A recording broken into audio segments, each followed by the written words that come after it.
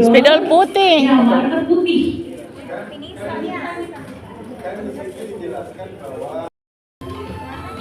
Yang sudah selesai boleh tetap di tempat.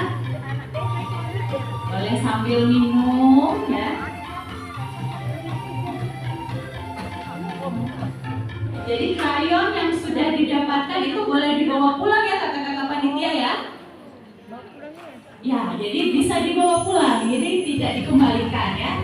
Jadi untuk dipakai menggambar lagi atau mewarnai lagi nanti di rumah.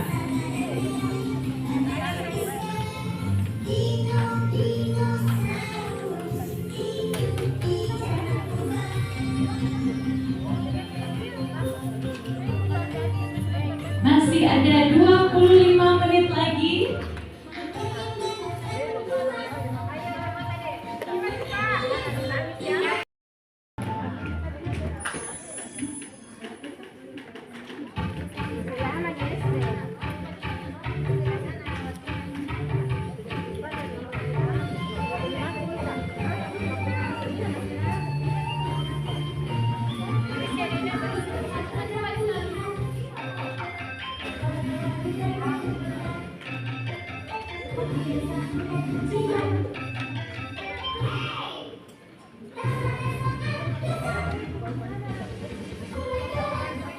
Tetap fokus ya, tidak usah